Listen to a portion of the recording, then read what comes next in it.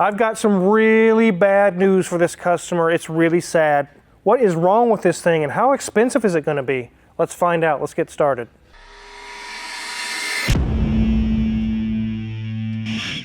This is a 2006 Ford Explorer with a 4-liter V6, and it's in pretty good shape. It's got 160,000 miles roughly on it. It does show well, it has a few paint defects, but it's really sad what happened to this thing. And we'll get to that here in a minute, but before we dive into that, let's take a look around this Explorer. Let me show you those defects. Unfortunately, it has white paint-itis. It's got little chips and things underneath the headlights, and then along the fender here, you can see it's starting to peel. We all know about the early 2000s, especially in the 90s, white paint just loves to peel. It's starting right here as well. It's got some nice 17-inch 5-spoke wheels and some hand-cooked Dynapros on it. Again, this thing's really nice. It's shiny, it's clean, and the news I'm going to deliver to you is very saddening. Let's go around to the back. It is the Explorer XLT. It has Advanced Track RSC. Really no serious paint issues on this side. Let's go ahead and hop under the hood. Here we have our 4-liter V6. These are bulletproof engines. They're actually very good. They have some minor timing chain issues here or there. One interesting thing about these engines is that one timing chain is on the front and goes to the front of the engine, and on the other side of the engine the timing chain is in the back running near the flywheel area. So they're kind of cattywampus, one timing chain here, one back here, and they can be a pain if you have timing chain issues. But these are a pretty good engine. They have good low down torque, pretty good horsepower, and Mrs. Wizard actually used to have an 06 Mustang with this same engine. It was pretty good. Yeah, it was. It was paired with a manual transmission and made it really fun to drive. Slow enough that it wasn't taking out crowds. It didn't take out crowds, but it had enough power to be fun and enjoyable. As you look around here, you can see that the engine it's almost spotless. It's in really good shape. It's clean. Still has a lot of the factory stickers and things on it. All the wiring looks stock. Nothing's been hacked up or beat up. A lot of these are beat up by now. This one's really looking pretty nice. But the news is unfortunate. Before we dive into that, I'll let Mrs. Wizard show you guys around the interior, and then we'll get this thing on a lift and see if it's just equally clean underneath. Okay, ladies, it's got 161,774 miles on here. And this is going to present so well in here. Let me take the hand off the light so you can kind of see a little more illuminated there. Doesn't that gauge cluster look really nice? Very clean in there. The dash, even though it's a very hard plastic, it is in good condition. We've got our little baker's basket up there, I'll call it. It's a nice little spot to bake whatever you put up there in the sun. But everything is looking good. Lots of ivory coloring going on. Good. Have a nice little stereo system mounted there. Nice touch screen. Got our HVAC vents below that. Got some very simple to use controls there. Our automatic gear selector cup holders. Very big center section.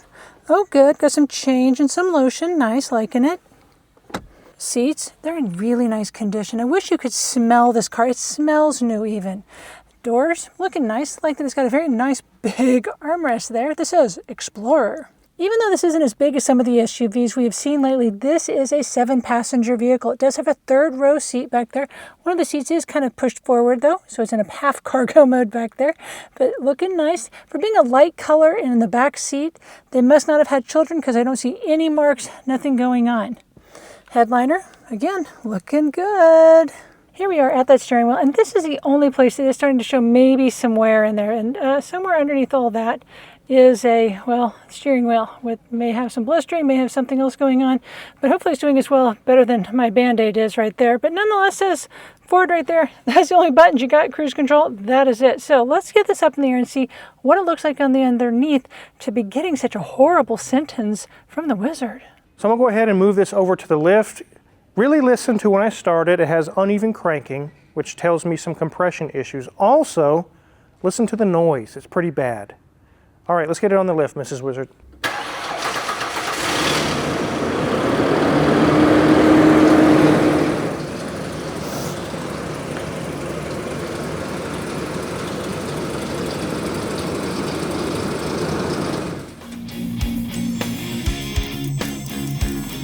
You guys heard when we started it, it has uneven compression. Like I've mentioned in the past, you should have a da-da-da-da-da-da while it's cranking. But this one doesn't. It goes da-da-da-da-da-da-da-da-da. Means it's uneven compression.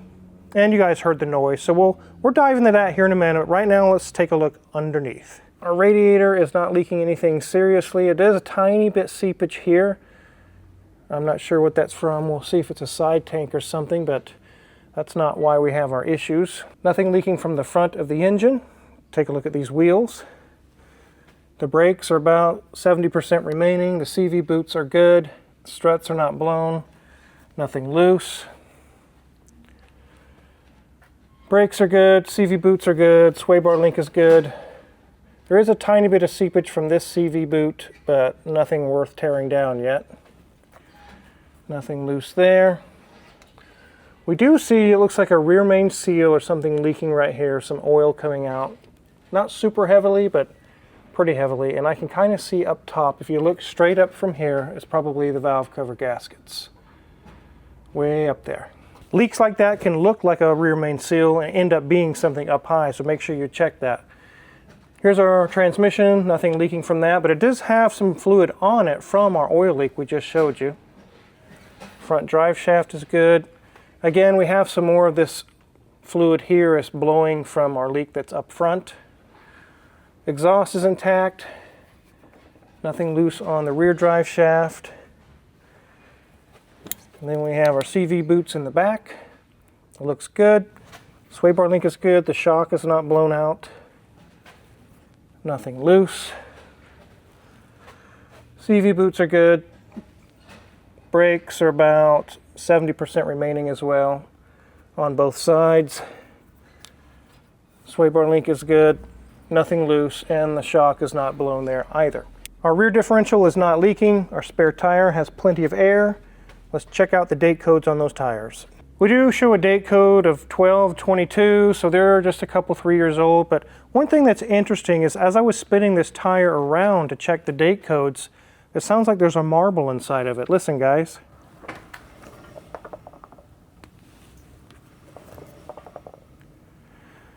So that's definitely something to need to be looked at. It could be inner separation of the tire. It could be, who knows what it could be in there, a piece of rubber. Let's check the other side. Nope, it's just the other side. So I don't know what's in there. We'll let the customer know about it. With the news I'm going to give you today, it's probably not a concern. I want to drain a little oil out, and then we're going to dive into what happened to this vehicle. Okay, I'm just going to drain a little bit and put the plug right back on.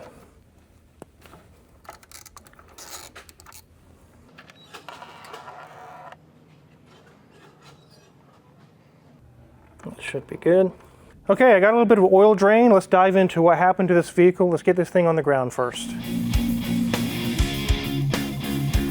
Okay, so here's the story. The customer did call us and say, I've got a vehicle to bring in. I need a verdict. I need to know what is the final verdict on this car. They didn't say if it was a friend or a family member or who it was. They just said the vehicle was unintentionally, accidentally ran out, clear out of oil. It started knocking fiercely.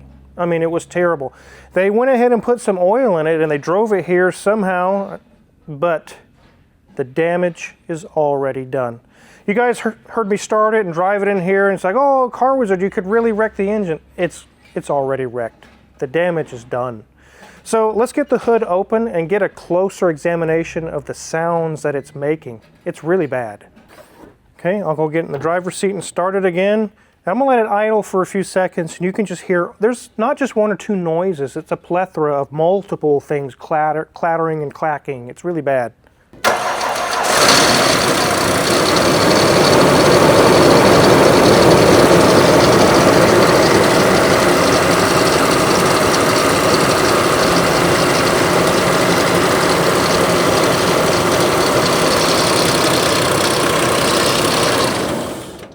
So I think you guys get the idea there. This engine is sadly broken in multiple areas. I mean, it's broken. We had it on a lift not too long ago. Danielson was listening to it with a stethoscope. You can hear light knocking on the bottom, clattering up the top. I imagine all the bearings of this whole engine are just wiped out. A lot of the majority of the noise is on top of the motor, lifters and timing chains, and who knows what all happened inside of there. But when you run an engine out of oil, there can be long-standing consequences that you may not see for 3 months, as the bottom end starts to let loose. So this engine's done. It is D-O-N-E done, unfortunately. Let's take a look at that oil. So the oil we drained out, even though they just put some oil in it, is black as midnight and it smells like a forest fire. Take a look, guys. I don't know if you guys can see it, but as I move it around, it looks like someone dumped a can of glitter in here. Thousands of tiny little flakes. And it's not just a little bit, it's tons and tons. Let me see if I can move the oil. Look at that, guys. It's silver colored. Look at all that metal. Tons of metal floating in there. So with the noises we're hearing and the amount of metal that's currently in the oil, which is a crap ton, I can say with assurance that just about every bearing surface inside of the engine is toast. Done. So where do we go from here? Let's talk about that. So the customer came for a verdict, and the Car Wizard's official verdict is game over for this engine. It's very sad. We're going to have to call the customer and let them know it's not worth fixing. Now, a person could go through and rebuild and put all new bearings and stuff in it, and it would still be a couple $1,000s in parts or more. You could put a used engine. We won't. In fact, I know Car Ninja, who's Johnny with German Motor Works, and several other shop owners I know in the Wichita area all have the same stance that I do. Hell no on used engines. Hell no. If you know a friend that can put one in for you, it might be worth a gamble. But all of us shop owners and my friends all have stories of going through a second, a third, and a fourth used engine. Engine out 1 time, 2 times, 3 times. With the customer paying for it, when are we going to get a good one? Guys, that's how used engines are anymore. So we won't do the used engine route. You also have to be careful with reman or crate engines. There's some shady companies out there. We use a company, Powertrain Products, is who we have, is trusted. We've bought a lot of engines from them and they do very good work. We've never had one fail. We've probably installed 10 or 15 of them since we've been here. There are some shady companies out there that sell reman engines. They're a little cheaper and you think you're saving money and you're actually not. So, what is this car worth running and driving with no issues with 160,000 miles on it? Here's a picture right here of one, and they go for the $3,000 to $4,000 range. A Ford Explorer in the mid-2000s is not going to bring 10 and 20 grand. It's not. Maybe 3 or 4, and if it's immaculate, I mean really nice with low miles, 5 or 6. Here's the deal with a reman engine. Here's a picture of Powertrain Products where we get our engines from. Just the engine. Not the labor, not the hoses, not the possible leaking radiator, a lot of other things. Just the engine is almost $4,000. Then you add in probably 20 hours of labor and all the other things you're going to be 5, 6, 7, who knows how high it's going to go, $6,000 or $7,000 at least. And here's another picture again of another Explorer for sale. You can go buy a whole other Ford Explorer with similar or less miles. In fact, the one I just showed you is a 2008. It's not as old as this one, for about 3 or 4 grand. Here's how much sense it makes to try and fix this car. 0.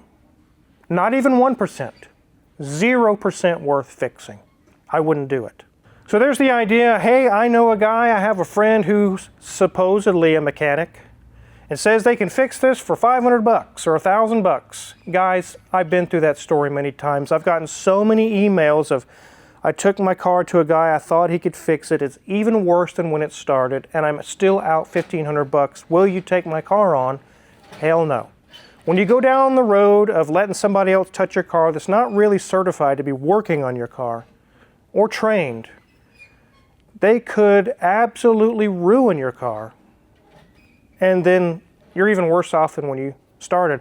I remember a story of a customer having someone was going to put a used engine for them, and this friend that they had the engine up so high on their cherry picker and the chain broke and it fell under their windshield and crushed their dash. Totaled the car. Ruined. They email me, they let me know, and they're like, you know, this was dumb. This was stupid. So keep that in mind. You got a friend who's going to work on it. They're probably not going to save you the money that you think they will. There are cases where they can, but not in this case. Now, what has to be done to this engine? The cam bearing surfaces, they don't really have bearing shells like a normal bottom end of a car. The cylinder head, the aluminum cylinder head itself is the bearing, and those are wiped out. Main bearings are wiped out. Connecting rod bearings are wiped out. The oil pump is probably wiped out. Every moving part that's lubricated by oil in this engine is just destroyed. It could be the cylinder walls are scraped all to hell. This probably explains why it has low compression. It may need a new engine block. It could be really, really bad. So, again, I reiterate, is this worth fixing? It's not. I'm going to tell the customer, go find another Ford Explorer. Or even take that amount of money and put it towards a Toyota Sequoia or a 4Runner or something. These can be pretty reliable vehicles, but not when they have ran out of oil. There is an instance where there's a 25 to 30% chance of success. That is where this customer sells it on Marketplace as is with a scrapped engine, maybe $1,000. Someone who is somewhat mechanically inclined, who has the ability to swap out an engine, could buy this and take their chances with a used engine. If they have to go through 2 or 3, it doesn't make the bill start rising up with 3 engine replacements because they're doing it themselves. If they're willing to take that chance and put a used engine in and it actually pans out, you could have a pretty cheap vehicle. They'd still have probably an additional $1,000, $1,500 into it. So even at that, you would be under the value of this vehicle, but not by much. Very small amount. There's a reason why $3,000 to $4,000 cars, when they have an engine shell out like this one has, they go straight to the junkyard. That's the best place for this, unfortunately. And it's really sad because the interior and the rest of it is in such nice condition. But there's no really way to work the math or change the numbers or work magic to change the scenario. It is what it is. I wish I had some magic wizard fairy dust that I could sprinkle on here and it would make the problems go away. Unfortunately, I'm not that type of a wizard. I don't have real wizard powers. I do have a couple stories. I remember a guy with a Porsche 928 that was immaculate. And something went wrong and the engine was shelled out. And it was going to cost more than the whole car was worth to fix it. And he said, I just can't get rid of this car. It's so nice. It sat at his house for 4 years. And finally I met the person again. I said, what happened to that Porsche 928? He said, I finally let it go to the salvage yard. It took me 3 years to finally let it go because he's like, it's so nice, but the numbers don't add up. And he kept, but it's so nice, but the numbers still don't match up. And finally he said, fine. I guess I got to get rid of it. What else am I going to do? Look at it for the next 20 years? And sometimes it can be hard for people to let these vehicles go, especially when they're really nice. But you have to look at your bank account, your budget, your finances, and make decisions based on that. That's the best way to go. So the last story I have is a Jeep Grand Cherokee at a previous shop I used to work at as an employee. They brought it in, transmission was shot, and the transfer case was gone as well. It needed both of those to get it fixed. They didn't have the money. It was a really nice vehicle like this one. He said, I can't stand to part with it. He went home, parked it at his house, and it sat there for 2 years. Finally, the shop owner I worked for at the time met this guy in town and said, what happened to that Jeep Grand Cherokee? You got the money saved up yet? He goes, no, it doesn't matter now because pack rats and mice got into the thing and they pooped all over the seats. They tore up the cloth. They ripped all the wiring. He's like, now I'm ready to get rid of it. He finally let it go at that point. But anyways, that's sometimes how some of these scenarios can go. I wanted to share those with you guys. If you're curious what kind of tools we're probably not going to use to work on this, but any other car in the shop, check our Amazon affiliates link in the description below. A lot of the tools we use every day, tried and true, are for sale there. And if you purchase anything, we get a small cut and really appreciate it. Make sure to hit the subscribe button because there's many more cool videos to come. Thanks for watching.